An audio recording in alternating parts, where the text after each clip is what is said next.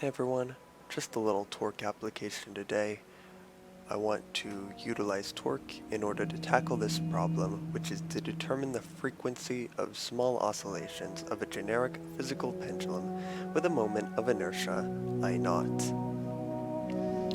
Right, and so to demonstrate this setup, we have just a random physical pendulum with its moment of inertia again being I naught. And if we were to just have this hang here, then the center of mass of this pendulum would be directly in line with the pivot point, which is blue. So that's what this red dash line is. And the green dash line is just the vertical. So we pull it back.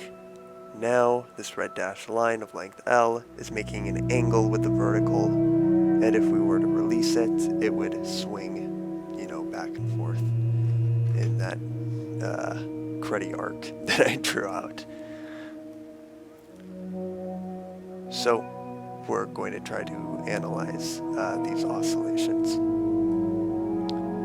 So the best place to start is to label our forces. So I'm going to go ahead and just copy this.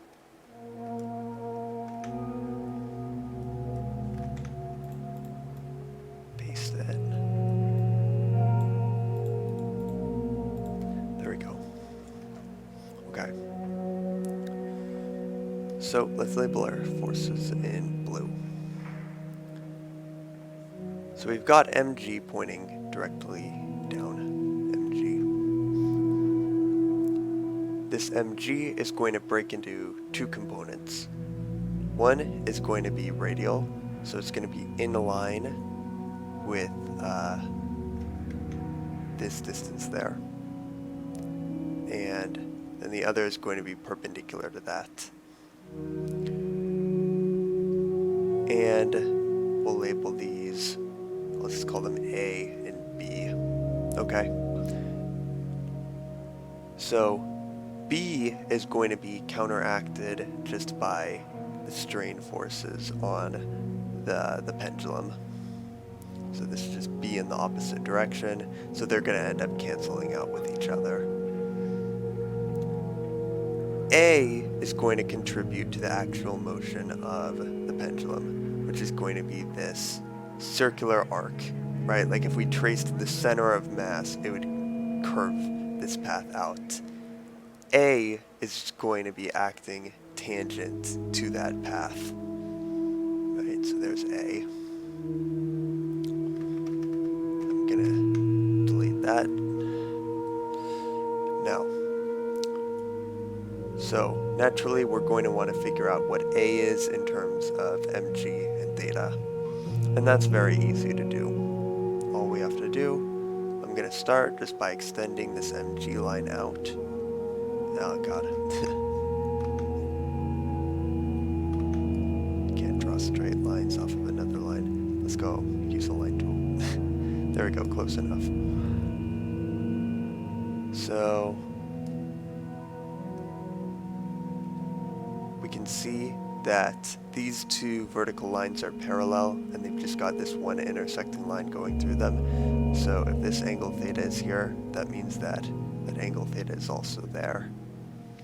Then we have these two intersecting lines, so this theta here is equal to this theta here. From here, we can say that sine theta equals A over mg, so therefore A equals mg sine theta.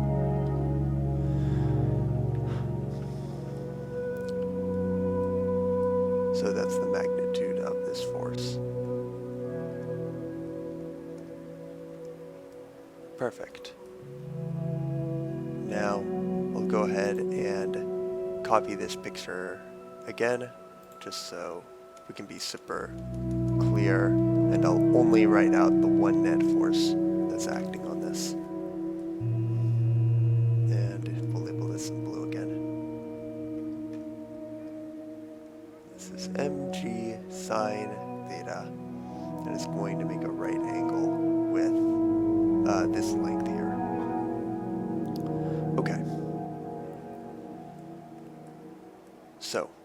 now that we have this, all we're going to have to do is set up a torque equation.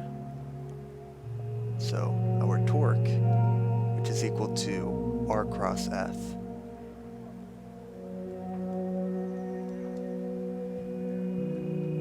is going to simplify down to, because these two components are perpendicular to each other, to R, which is this distance L, mg sine theta, right?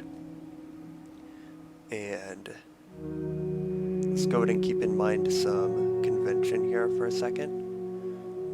So we have our pendulum, which is clearly oscillating in the clockwise direction, right? In physics, counterclockwise is positive by convention.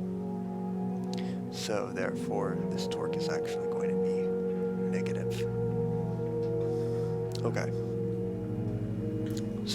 So if I wanted to be super precise here, this is negative LMG sine theta in the k hat direction.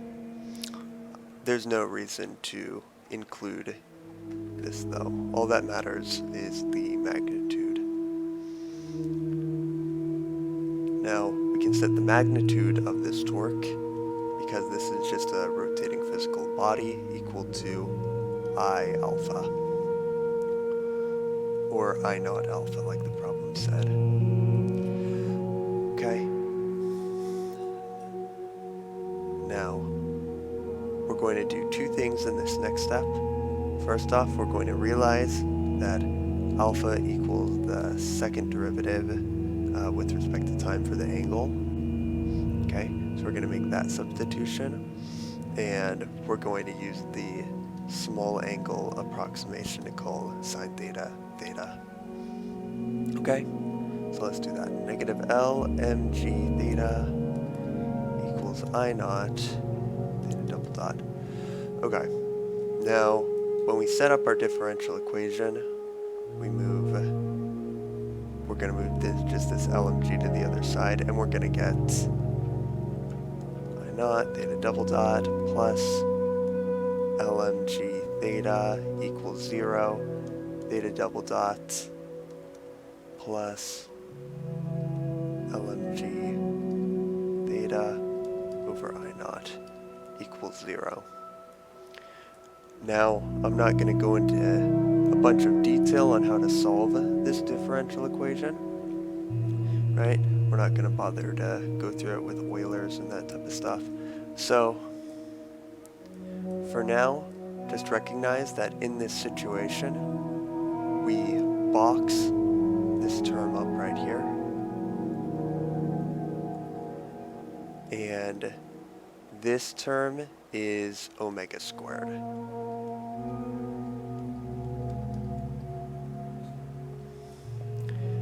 And therefore, omega equals the square root of LMG over I naught.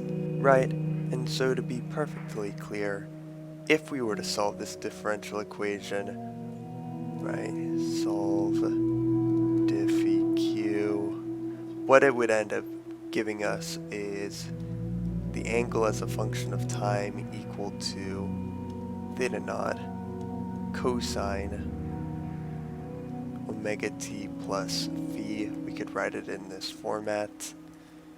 And so this omega term is our angular frequency